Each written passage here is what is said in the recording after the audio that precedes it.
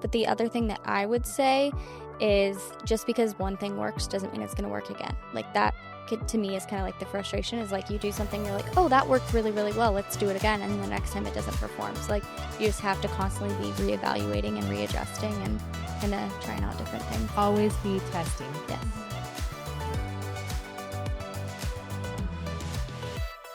Welcome back to Torch Talk, the show where we spotlight bold local leaders growing their businesses with grit and purpose. But today we have a special treat. We have the Fierce Crave Solutions social media team, and we're going to get raw and behind the scenes and see what kind of information we can get out of them. Welcome, everybody. How you doing today? Good. Great. Okay, we're going to have to break out of our shells a little bit. Amazing. Yeah, thanks, Taylor. Okay, so we're going to warm you guys up a little bit, and we're going to do kind of like a lightning round. I want you to go around, say your name, and what your favorite social media platform is and why. Paige, we can start with you. So my favorite platform is definitely TikTok. It has been for a while just because I think it's really the most effective platform for growth, both personally and with brands. There's just, the algorithm is so good at helping people find content that is very specific to their interests. And so I think any brand can do well on it if you do it right. Agreed. And it's my favorite too. It's just so fun. It is extra fun. I'm Courtney. My favorite platform is also TikTok. I would say that TikTok is very specific and that you can find exactly what you're searching for. Like Paige said with the algorithm, I think if you're really interested in certain topics, that it's really good at knowing that you're interested in those topics and continuing to show you what you're looking for. I'm Aubrey. My favorite platform is probably Instagram. I look up a lot of businesses on Instagram, and I like how there's like story highlights, and businesses can highlight their menus on their story highlights, and I feel like pinning posts is really cool, so you can get a lot of information off of Instagram. I'm Taylor.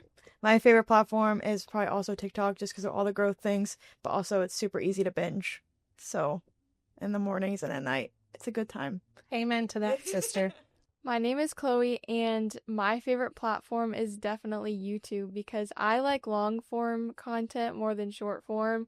And if I can sit there and have something playing in the background, I would prefer to do that. Oh, that's definitely not the answer I was expecting out of you, and that's What? a little bit weird. You know, Rachel's favorite platform is YouTube as well. Yeah, well, I like that. No, thank you. What would you expect it to be?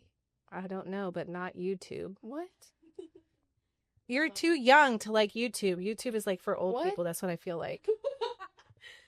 Okay, in all fairness, so we're pretty split. We all like Instagram too, but if we had to pick one, so we're mostly on the TikTok side. So my TikTok lovers, have you ever tried to manipulate your algorithm to like show a different way?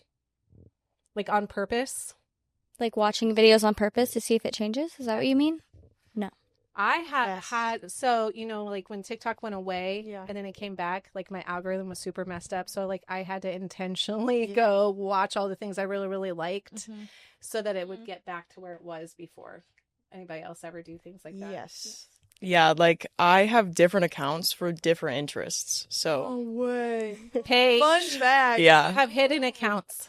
No, it's not hidden, but it's like I have an account that's find it. solely for like movies, pop culture.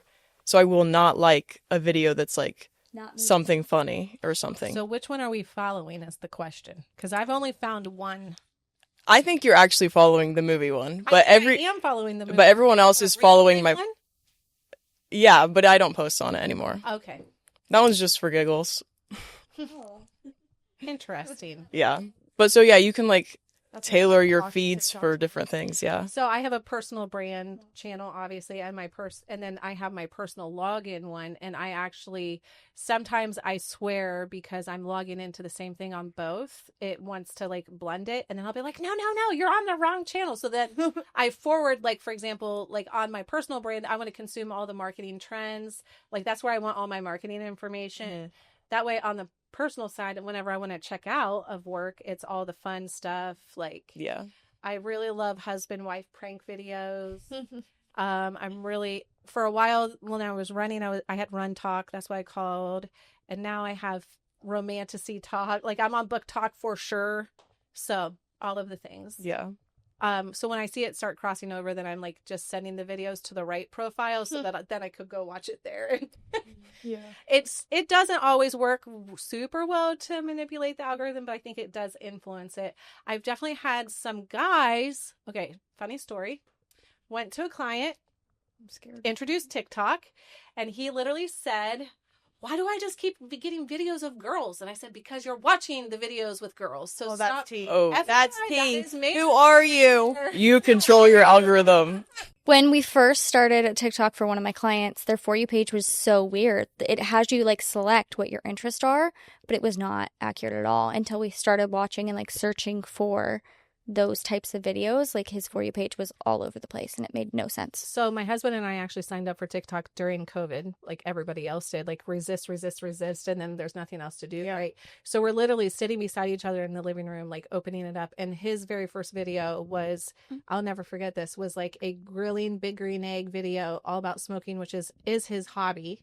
And mine was about running, which at the time was my major hobby. And so it was like, I've been in social media and marketing for a really long time. And I know that people hate the TikTok algorithm because it's creepy and all of the things, but it's definitely here to stay. Yeah. We've seen since that time, we've seen Instagram and Facebook change so much.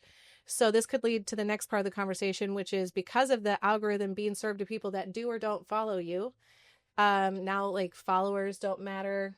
Give me a hot take. Followers, are we paying attention or not? I think it depends on like the part. It depends on what you're trying to go for. Like if you're just trying to go for awareness and like you're in the awareness part of your funnel, of course your followers matter because that's what you're getting reach. People are wanting to follow you and keep looking at you so they can just go down the funnel to where they eventually make a sale or have your service. I think I go back and forth with if they matter or not because like your video will go viral and you'll gain a lot of followers, but if you're not consistently getting a lot of views, they'll unfollow you. So it's like So it's hard. and maybe a follow-up question is if we had a client that was going to do social media, we could do whatever we wanted and it didn't matter, like they would stay with us no matter what. So like, you know, because we are always looking at measuring results, the KPIs, like what's working, what's not working. It's really easy to measure the followers. So if money wasn't an issue or maintaining the client relationship wasn't an issue, like in show, you know, like what would your advice be? Like with basically like a blank check, would you answer that the same way? Because I think that's where we're torn a little bit because we are constantly having to answer questions from clients like, is this working or not working? And the old thing to fall back on is looking at follower growth. And it is true. Like TikTok is really cool because you can grow really easily. I was on going that to say platform. it depends. But on like the Instagram, Facebook, LinkedIn, and actually what's interesting about LinkedIn is, I mean, I know for sure like TikTok and LinkedIn are similar in that in order to grow, you really have to engage. Yeah. So like on LinkedIn, if you go follow people, then they're going to follow you and then your content gets more views and it's just a whole different thing. Yeah. So no, it definitely depends on the platform because TikTok, like you said, you can gain followers. Like it's nothing if you really like put into the effort and be consistent. But Facebook, not so much. I mean, we do see small and steady growth even for our clients that are. It takes like, you have to, if you want to look at the bigger picture, that's when you see like the big growth per se, as in like it's a big number, but it's just steady. Yeah. Okay. Thank you for your honest answers.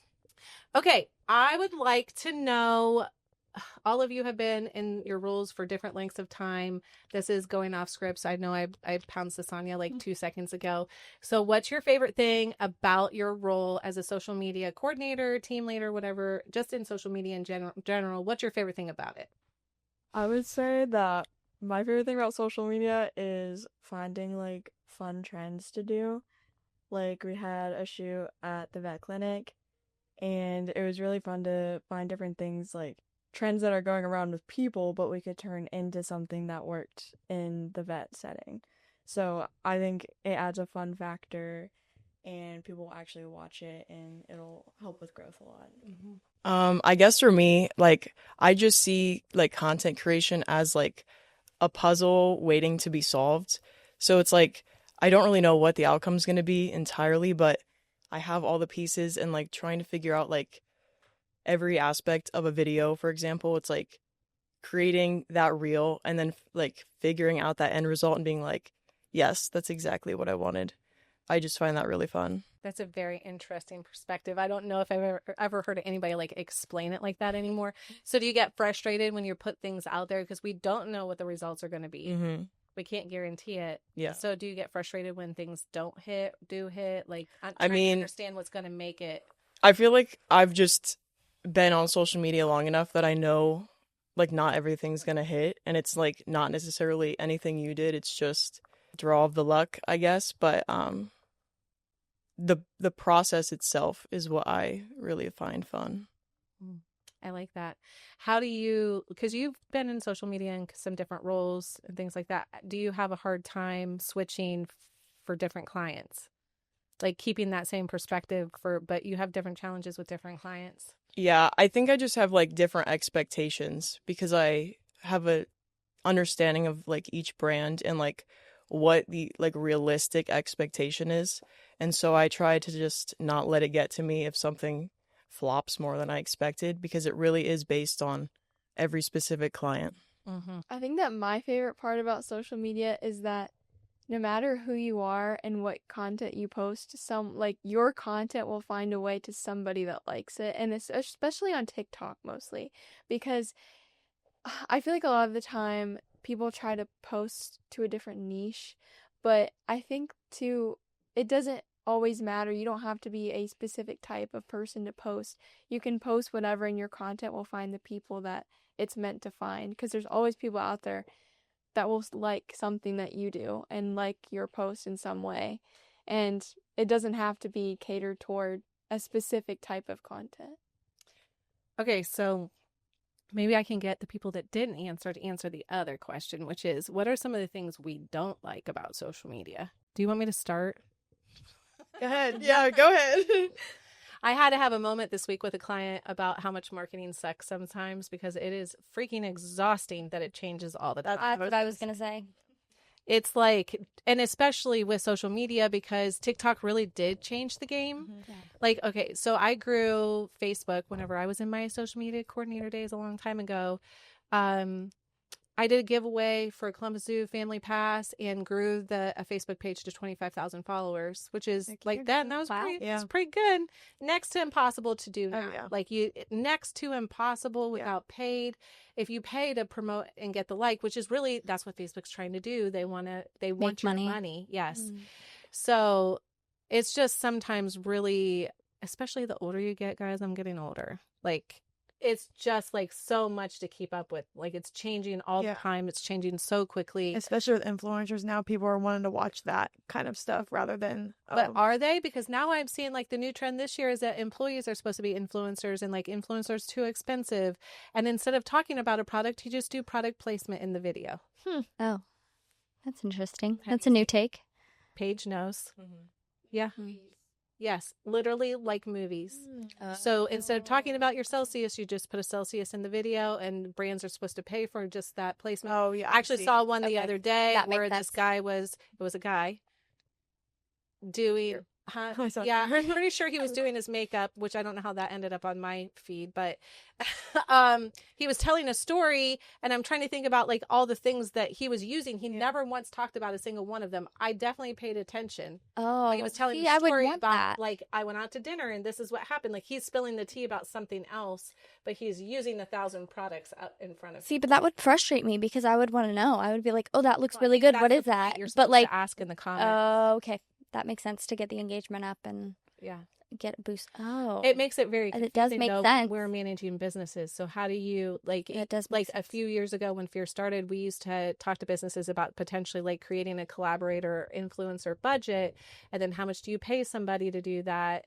But it's like really is so saturated that it's almost difficult to do that in a really super effective way. I mean, the reality is, and I said this to a client yesterday too, like, you know, you have radio shows and you have radio hosts. The original influencer marketing was that radio hosts used to promote a product. Mm-hmm. If you listen to ESPN, this is a great example. So like in the Cleveland station, there's the Riz. Everybody who loves football listens to him. And if he says he promotes something, then people will just go buy it. Like they did Universal Windows Direct for a really long time. And there's really extreme success with that, but that is like the original influencer marketing, or like if you look at basketball, sports people, like just endorsing products. Oh yeah. And then social media made that available for everybody in the real world. And now it's like, I don't know, it's like sometimes too much of a thing can be a bad thing because it's like diluting the market and taking away opportunities. I think that podcasts are becoming really big, like more than they have been in the past. And a lot of hello, that's why we got one. Yeah. I think that podcasts are becoming really big, and a lot of people do ads through podcasts now, because even with Spotify Premium, people will voice their own ads. So you'll always be hearing an ad in a podcast. Oh, that's a pro tip. We need to be doing our own ads then, huh? Yeah. We actually advertised on a podcast. Did you guys know that? No. We've been doing that for like the last 3 or 4 months. So we work with a lot of media vendors in the area to help do, and we need to practice what we preach. So we work with iHeartRadio, who's like the #1 podcast platform in the United States. And with that, you're able to target your target client. So we've been practicing it, and it's been sending people to our website. So like our direct traffic's going up. So that's how we're looking at, is this working? Is it not working? Is there anything you guys need to get off your chest? I guess actually let me rephrase it this way. Is there anything that you wish clients knew? So like, is there an expectation before you were taking on an account? Let's say it's like pro or elite level, which, because we have 3 different levels of service. What do you wish that they knew if you were starting to take over managing their account? Taylor really wants to answer. How long though, Taylor? How long? No one knows. No one knows, but you should give it at least a quarter, 3 months, to like see what's going on and then reevaluate and shift if needed, or keep doing the things that are working. But if you post an Instagram post, you post a TikTok, sometimes, most of the time, 99% of the time, not going to go viral at first. Yeah. Or for a while. Yeah. So you just got to know that, because that doesn't mean that you're not doing well. Like if you're not going viral, like it really does depend on your business and how well it's actually being perceived. Like we talked about earlier, it's not necessarily followers. Like it can be views. It can be how many people have seen it, how many people, the different things with that. But the other thing that I would say is, just because one thing works doesn't mean it's going to work again. Like that, to me, is kind of like the frustration, is like you do something, you're like, oh, that worked really, really well, let's do it again, and the next time it doesn't perform. So like you just have to constantly be reevaluating and readjusting and kind of trying out different things. Always be testing. Yes. Right. My main thing is like, okay, metrics are important, whatever, but at the end of the day, what actually matters is if you look legit, right? Like, so like Gen Z specifically is like, you might not care about Gen Z right now because you're like, oh, we're 20 roofing. Yeah. We don't care about Gen Z. They don't have homes yet. Let's say but they're going to. And if you want to appeal to this younger market that's going to be the next upcoming buyers, we go to social media to find specific businesses, right? So if I search you on Instagram and you haven't posted for 5 years, I'm not going with you.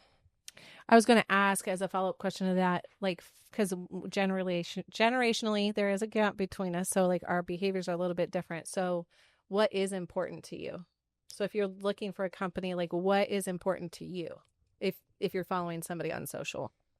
I would say for me, it's definitely like presence and how their page is built out, because I think some Instagram for businesses, if you click on it, you can like scroll down through it, but if you have to scroll so far to find what you're looking for, then you're probably going to click off of it. So I feel like using the story highlights or writing out your bio super well, and like all those things are super important. It has to have a cohesive look and have everything that someone might be looking for if they look on your page. Yeah, like you just need to have like everything that would matter to someone on your thing. Like even if I'm gonna like try to find a restaurant to go to, I'm not Googling the name and the menu. I'm going to go to your Facebook account, like for a small business. Is that actually what you do? You're going to Facebook, not TikTok, even though TikTok is your favorite? Yeah, because like I'm from a small town, so I know those businesses aren't going to have TikTok. Okay. I just know that they're going to be on That's Facebook. Interesting. See, Yeah. I Google it. So like we're getting ready to go on vacation, Mm-hmm. and I am Googling like restaurants in Gatlinburg, and I'm looking at the Yeah, Google I will reviews, use TikTok for that. Then I'll use the map, and now I actually do use TikTok for that a little bit then. So I've been using like influencer, or like if Yeah. Jay and I want to go to Cleveland for the weekend, then there's a few influencers that I follow, but maybe I'll just go look like on Instagram for some like the highlight reels. Well, when we went to North Carolina, like I was on TikTok saving things of like coffee shops and restaurants and places to go. Like I feel like when it's a small like local town, like Paige said, it's always Facebook or Google. But if it's a hot spot, like a touristy spot, like people are vacationing there, they're probably going to be on TikTok. That's just how I've seen. But it's a buyer behavior thing as well, which actually supports what we're talking about. It's interesting to see how all of our services are blending together. Yeah. So like from on the SEO side of things, we've been talking a lot with clients about how it's search everywhere optimization, not search engine optimization. A few years ago, the platforms changed so that the copy, we've been talking a lot about SEO and copy on social media platforms, but that's exactly why, because y'all are going to social media to search. Instagram can now be found on Google search results, which is a whole new thing that just rolled out, which means that your copy matters even more. So when Vinny is being held accountable for SEO results, really a client strategy shouldn't be just one thing. Like, so is it important for you to show up on Google search results? Absolutely. But it's also important for you to show up in the Instagram, the TikTok, Facebook search results too. So your jobs are so important, girls. Did you know that? Yes. Okay. Well, I want to thank you all for participating, willingly or not. You're on the team, and I appreciate your honest feedback. And I think this went so well that we'll have a part 2.